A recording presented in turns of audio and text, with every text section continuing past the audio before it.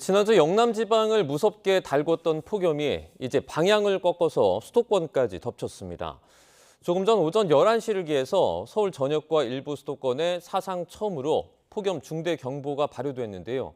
전문가 연결해서 더 자세히 알아보겠습니다. 반기성 YTN 재난자문위원 연결돼 있습니다. 위원님 나와 계시죠? 네, 안녕하세요. 네. 서울과 일부 수도권에 폭염 중대 경보가 발효가 된 건 이제 처음인데 극한 더위가 영남에서 수도권으로 옮겨온 그런 모양새죠? 그렇습니다. 체감 온도가 38도 이상인 폭염 중대경보 발표 지역에 서울을 포함했죠. 그다음에 경기도, 고양, 오산, 하남 등 경기 남부 지역, 전라남도, 남동부, 광주 그리고 전주 지역에 지금 내려졌는데요. 이게 이제 영남 지역을 강타했던 극한 더위 열기가 서풍에서 동풍으로 바뀌는 기압계 변화로 수도권이라든가 서쪽 지역으로 지금 북상을 했습니다. 이로 인해서 서울을 포함한 수도권에 사상 처음이죠. 최고 단계인 폭염 중대 경보가 발령된 겁니다. 네. 자, 이런 기압계 형태는 2018년에 서울이 39.6도, 그러니까 당시 역대 최고 기온이죠. 이걸 가져왔던 것과 굉장히 비슷한데요. 이미 어제부터 동풍의 영향을 받기 시작한 수도권 지역은 밤에도 열이 식지 않으면서 오늘 아침 서울 아침 최저 기온이 28.9도입니다. 이렇게 아침 기온이 높게 시작하게 되면은 낮 기온은 더 오를 수밖에 없고 또다시 강한 열대가 만들어지고 내일 기온은 더 높아지는 열폭주 현상이 발생을 하면서 폭염 중대 경보는 이번 주에는 계속될 것으로 보입니다. 122년 기상관측 역사상 최고 기온이 연일 경신 중인데요. 이제 아직 8월 초잖아요. 그래서 앞으로 더 더워질 가능성도 있습니까? 현재 우리나라 상공에 강한 상층 분리 고기압이 위치하고 있습니다.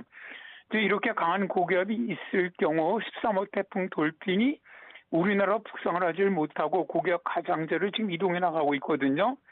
이렇게 되다 보니까 태풍으로부터 매우 고온다습한 공기가 한반도로 이입되면서 지형적인 피해현상까지 영향을 주게 되다 보니까 이번 주간 동안에는 정말 아주 극한 고온 현상이 예상되는 겁니다.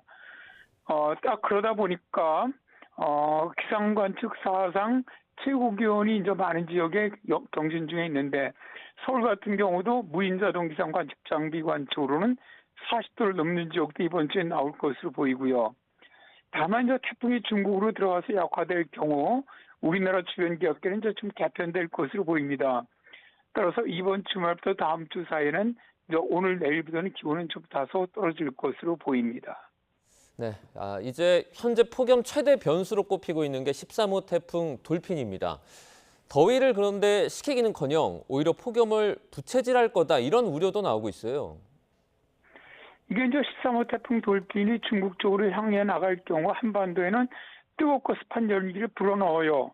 그러다 보니까 오히려 폭염을 더 심하게 만들 그런 가능성이 있는데요. 현재 태풍은 시속 20km 속도로 강한 태풍이죠. 현재 오키나와 쪽으로 향하고 있는데요. 기상청 태풍 예보를 보면은 8일경에 오키나와를 지날 때까지는 강한 태풍 세력을 유지할 것으로 보고 있습니다. 현재 이제 미국이라든가 유럽 등의 태풍 예측 모델을 보면 중국 상해 남쪽 지역이죠. 중국 대륙으로 상륙하는 것으로 모의를 하고 있습니다. 다만 이제 일본 기상청 모델만은 8일부터는 방향을 북서쪽으로 바꾸면서 한반도 서쪽, 그러니까 지금 산둥반도 쪽으로 북상하는 것을 일단은 모의를 하고 있는데요. 태풍이 어떤 경로로 이동하느냐에 다르긴 합니다. 그렇더라도 태풍이 일본 오키나와를 지나서 중국 쪽으로 향하는 이런 경로를 택하게 되면은 태풍의 반시계 회전으로 인해서 덥고 습한 공기와 뜨거운 동풍이 유입을 합니다. 그렇게 될 경우 우리나라는 점점 더 뜨거운 폭염이 발생할 가능성이 있고요. 만일 태풍이 일본 기상청 예보처럼 한반도에 더 접근을 해서 북상하게 된다고 하더라도 이번 주말까지는 미국이나 유럽 경로와 거의 동일하기 때문에 폭염을 가져오는 것은 거의 같을 거라고 봅니다. 그래서 이번 주까지는 폭염은 지속된다. 다만 다음 주부터는 폭염은 약간 바뀔 가능성이 있다라고 봅니다. 네, 이제 예전과는 좀 다르게 40도라는 폭염이 새 일상이 돼가는 것 같은데요. 올해 유독 기록적인 더위가 이어지는 이유가 있습니까? 사실 여러 가지 이유가 있죠. 이제 가장 큰 것은 일단 이제 우리나라 상공에 현재 이중 열돔이 만들어져 있지 않습니까? 티벳 고기압, 북태평양 고기압. 그러니까 이 이중열대미 열기가 빠져나가지 못해 꽉 누르고 있기 때문에 기온이 상승하는 것이죠. 사실 2018년 그때 홍천은 41도 올라갈 때도 이중열대미 있었습니다. 제가 이제 우리나라 그 백령도, 오산, 제주, 그러니까 남쪽에서 북쪽 이 상층 관측소 자료를 봤어요. 보니까 올해 모두 상층 지역의 다름의 여름과는 달리 아주 매우 강한 역전층이 형성돼 있더라고요. 이런 경우 열이 상층으로 빠져나가지 못하고 축적되게 됩니다. 그러니까 정말 기록적인 이런 정말 극한 폭염이 발생하는 원인이라고 보고요. 두 번째는 지형적 영향도 있습니다. 양산의 극한 폭염 같은 경우 서풍이 들어오면서 팬 현상을 가져왔고요. 이제 어제부터 서울 기온이 크게 올랐거든요. 이거는 이제 동풍의 팬 영향을 받다 보니까 기온이 그저보다는 몇 도 이상 더 올라가는 것이고요. 세 번째로 지구온난화로 인한 해수면 온도 상승의 영향도 큽니다. 한반도 주변 바다의 해수면 온도가 올라가면서 대기 중으로 더 많은 열과 습기를 뿜어내고 있습니다. 이런 경우 기온도 높이고 또 열대를 만들어내는 것도 크게 작용을 하고요. 이제 원론적인 이유죠. 사실 전 지구 평균 기온이 매년 최고 기온 기록을 경신하면서 기본 출반설 자체가 높아지고 있거든요. 이런 것도 원인이 있다고 봅니다. 네, 또 가장 궁금해할 만한 내용인데 언제쯤 더위가 꺾일까요? 우리나라 기후 특성상 가장 더울 때가 이맘때죠. 8월 상순입니다. 현재 기압계 흐름을 보더라도 이번 주가 가장 더운 때가 될 것이라고 일단 보이는데요. 문제는 다음 주에 기온이 약간 내려간다고 하더라도 서울 지역 같은 경우에 폭염 경보수는 당분간 유지될 것이라는 겁니다. 보통 광복절이 지나면 더위는 약간 수그러드는데 이거는 태양 고도 변화도 있고 낮 길이도 짧아지기 때문이죠. 그런데 유럽 중기예보 모델의 장기 보니까 광복절이 지난 다다음 주에도 또다시 북태평양의 강한 더위가 우리나라를 확장하고 있어요. 따라서 앞으로 최소한 3주 이상은 폭염경보 수준의 강한 더위가 있을 가능성이 높고요. 또 최근에는 기후변화로 인해서 북태평양 고기압과 티베트 고기압이 겹치는 경우가 늘어나고 있습니다. 그러다 보니까 무더위가 9월까지 길게 지속되는 경우가 많거든요. 특히 작년 같은 경우는 역대 여름 기온이 최고 1위를 기록한 뜨거운 여름이었어요. 그러니까 역대급 폭염과 역대급 열대가 나타났었는데요. 이런 현상은 이제 앞으로 점점 더 강하게 발생할 확률이 높고 따라서 올해 여름이 역대 폭염이라든가 열대야 기록을 깨뜨릴 가능성도 매우 높다고 봅니다. 따라서 폭염이 수그러드는 것은 최소한 9월 말 정도나 되어야 되지 않겠나 그렇게 예상을 합니다.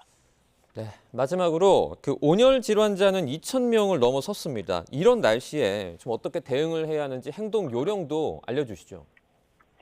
지금 우리나라뿐만이 아니죠. 유럽 지역 등 전 세계적으로 폭염이 굉장히 강하게 발생을 하면서 세계보건기구가 이제 폭염으로 인한 건강 문제가 대두되고 있다 보니까 극한 폭염 대응 수칙을 발표를 했습니다. 근데 이 수칙이 이제 우리가 대응해야 하는 그런 적절한 그런 내용인 것 같아서 좀 소개를 드릴게요. 먼저 더위 피하기로 가장 더운 시간에 외출을 하지 않거나 격렬한 실제 활동을 피하고 그늘에 머물라고 권고를 하고 있고요. 두 번째는 집을 시원하게 유지하기인데 낮 동안에는 창문을 닫고 블라인드로 직사광선을 막고 또 선풍기는 기온이 40도 미만일 때만 사용하라고 권고를 합니다. 왜냐하면 40도가 넘으면 오히려 뜨거운 공기를 순환시키기 때문에 체온을 높이거든요. 그러니까 이때는 자제하라고 권고를 하고 있고요.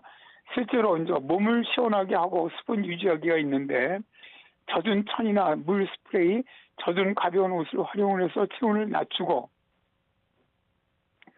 갈증이 없다고 하더라도 시간당 물 한 컵씩 최소 하루에 2에서 3리터의 물을 마시고요. 또 네 번째는 영유아라든가 어린이 보호로 영유아라든가 반려동물을 주차된 차량 안에 잠시라도 두지 않아야 하고 유모차를 마른 천으로 덮지 말고 젖은 천을 활용해서 더위를 낮추라고 권고하고 있습니다.